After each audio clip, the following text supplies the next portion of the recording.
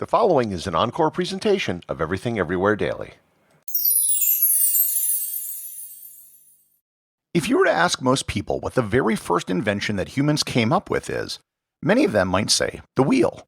And it's not a bad guess, but believe it or not, the wheel was nowhere close to being the first invention. In fact, as far as we know, there were a whole bunch of things that were invented before the wheel, and in fact probably had to have been invented before the wheel could be discovered.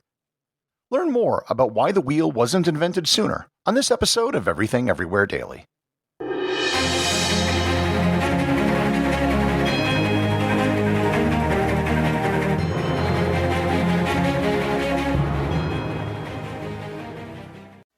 This episode is sponsored by ButcherBox.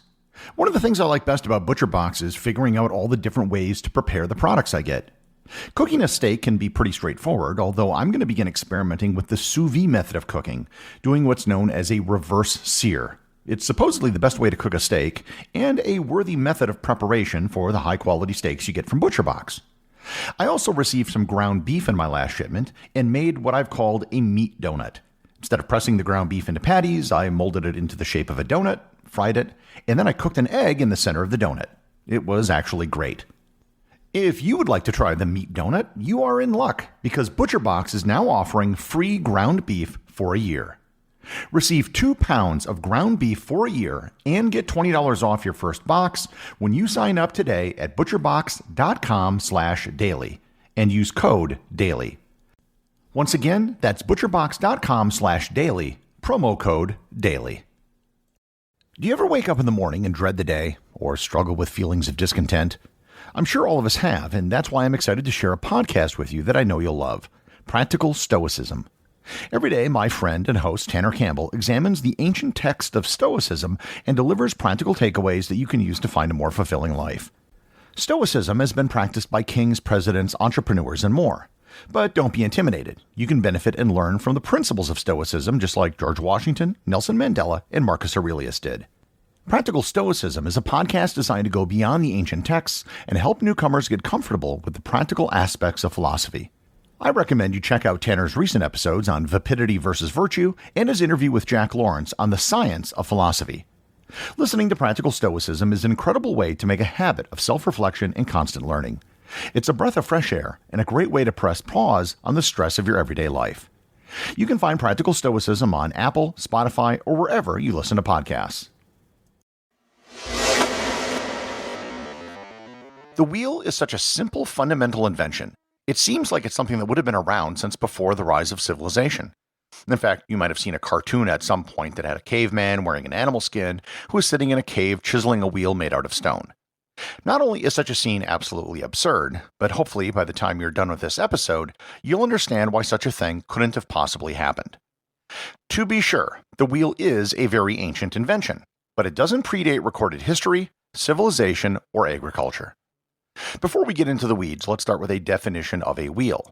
A wheel isn't just something that is a circle. Humans did figure out the circle really early on, but there was more to it than that. A wheel is simply a circular object that is intended to rotate on an axle. Obviously, we have no idea who invented the wheel. The earliest wheels, which appear in the archaeological record, show up around the year 4000 to 3500 BC in Samaria and Mesopotamia. That doesn't date the wheel to the Stone Age or the Paleolithic, but rather to the Bronze Age. This dating of the invention of the wheel means that the technical history of humanity unfolded in a way that most people don't realize. The wheel came after humans had already been building megalithic structures for millennia. It came after the development of agriculture and irrigation, and it came after humans established cities with populations over 10,000 people. More importantly, the wheel came after humans had developed the ability to do elaborate metalworking with bronze. The other thing that will surprise most people is that the first wheels, as far as we can tell with the evidence we've discovered, weren't used for transportation. The first wheel was actually used for pottery. This actually makes sense if you think about it. Pottery was ubiquitous pretty much everywhere in the known world, and the first pottery dates back almost 24,000 years. The development of the pottery wheel was just a technical innovation to more efficiently create and improve the quality of pottery.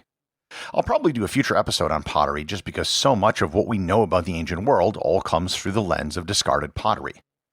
A pottery wheel only required a single wheel, not a pair of wheels like you might find in a cart, so it was conceptually simpler. Plus, the wheel didn't need to bear a great weight. The first evidence of wheels for transportation or movement goes to about the same period of time. However, the first evidence of it doesn't come from Mesopotamia, but rather from the North Caucasus, Eastern Europe, or Central Asia. And before I go any further, I have to put a big verbal asterisk on this. The evidence for this isn't cut and dry. The wheel could very well have come from Mesopotamia. There's a fair amount of secondhand evidence for wheels, which implies that there might have been wheeled vehicles earlier. And to be honest, things always tend to be dated earlier and earlier as we find more things, so it wouldn't surprise me if that was the case with wheeled vehicles as well. There are ancient images that look like they could be of wheeled vehicles, plus there are ruins of buildings that had entrances wide enough for carts. Either way, even if the wheel dates back even older than 4000 BC, there are several things about its creation where there is a considerable amount of consensus. There were several preconditions that were probably necessary for the wheel to be invented. For starters, the first wheels were probably made out of wood. That meant you need a source of timber and large trees. Second, and probably most importantly, you needed metal tools to saw a cross-section of the logs and chisel the shape to the wheels. Moreover, you probably needed domestic draft animals, which is why most people think that the wheel was probably developed somewhere in the vicinity of the Eurasian steppe. The Eurasian steppe is where horses were first domesticated and where the need to develop the wheel would have been the greatest. But more on that in a bit. So far, I've just been talking about the wheel as if a circular cross-section of a log was the invention, but it really wasn't. The key to the development of the wheel for use in transportation was the axle. The axle is what makes a wheel useful. Without it, you have a glorified serving platter or a really bad frisbee. And understanding why can help you give a glimpse into why the wheel wasn't developed 10,000 years earlier. A wheel needs to rotate about the axle. The hole in the middle of the wheel has to be a really good fit. It can't be too tight, otherwise there's too much friction and the wheel won't turn. If it's too loose, the wheel will wobble and it won't be stable. The ends of the axle and the wheel holes have to be perfectly smooth to reduce friction as well. Moreover, an axle can't be too thin, or else it couldn't bear heavy loads, and it also can't be too thick, else you have friction problems. So the development of the wheel is really the development of the wheel and the axle. Just thinking of a circular piece of wood is an oversimplification of the problem. The current thinking is that the wheel and axle were probably only invented once, and then spread across Asia, Europe, and Africa. Indeed, because it was a transportation technology, it was something that could spread rapidly. We know that wheeled carts were probably in use in China around the year 2000 BC and were in the British Isles around 1000 BC. Slowly over time, there were innovations that were made to the wheel, primarily the development of spokes, which occurred sometime around 2000 to 1500 BC. The first evidence of spokes were found in the Shintasha culture in the central Ural Mountains. Spokes allowed for lighter wheels that could travel faster. The other big innovation was putting an iron rim around the outside of the wheel, which was developed by the Celtic people around the year 1000 BC. Wheel and axle technology spread pretty much everywhere in Europe, Asia, and northern and eastern Africa. However, famously, the wheel was never used in the Americas. Despite all of the large and advanced civilizations which arose in North and South America, none of them ever used the wheel for transportation or even pottery. As far as we know, they didn't even use a wheelbarrow. The question for centuries has been, why? Civilizations in the Americas had advanced metalworking and had independently discovered bronze. They clearly had the ability to do advanced engineering, building enormous edifices like Machu Picchu in Peru, Tikal in Guatemala, and Teotihuacan in Mexico. In all of these construction projects, they almost certainly used logs as rollers to move large stones. Also, many of these civilizations had a very advanced system of roads which showed evidence of advanced engineering. The really puzzling thing is that wheels were found in Central America, in children's toys. There have been many small clay toys found in archaeological digs that had wheels. They looked like an animal, but with an axle going through their feet and wheels on the ends of the axles. So if the early Americans had the technology to make wheels, had the construction ability to make roads, and clearly understood the concept of the wheel found in children's toys, why didn't they take the next step to actually use the wheel? The reason most people think that wheels weren't used in the Americas has to do with the lack of draft animals. The Old World had horses and oxen, the New World didn't. Draft animals explains why most archaeologists think that the wheel was probably invented somewhere in the Eurasian steppe, because that's where horses were domesticated. Before you had carts, you had sledges, which is like a cart with runners that you drag. And if you had a sledge, the idea of a cart with axles and wheels would probably seem much clearer. Just as pottery was responsible for the development of the pottery wheel, so too were draft animals responsible for the creation of the wheel and axle system. I mentioned before that wheeled vehicles had spread to Africa, but I only mentioned the northern parts of Africa.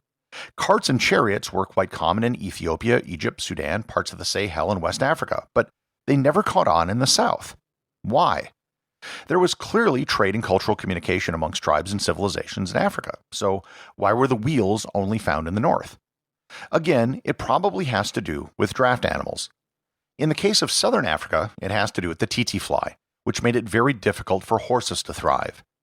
There is evidence of horses, donkeys, and even camels further south in Africa, but it never had the cultural impact that it did further north. Also, the soil as you went further south was conducive for a different type of agriculture. Bush fallow rotation was popular, where you could burn and clear a plot of land, plant crops, and then let it grow wild again and just repeat the cycle. That type of agriculture didn't require the use of plows, which meant that draft animals weren't as necessary. You might be wondering that in the Andes Mountains they had llamas that were domesticated. Weren't those in the Americas?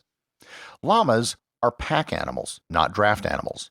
They could be loaded with packs, and they were primarily designed for traversing mountains, not for pulling plows or carts. So, the wheel wasn't just a simple invention that was made by a caveman. It was an invention, along with the axle, that required several other inventions to come first before it could be created.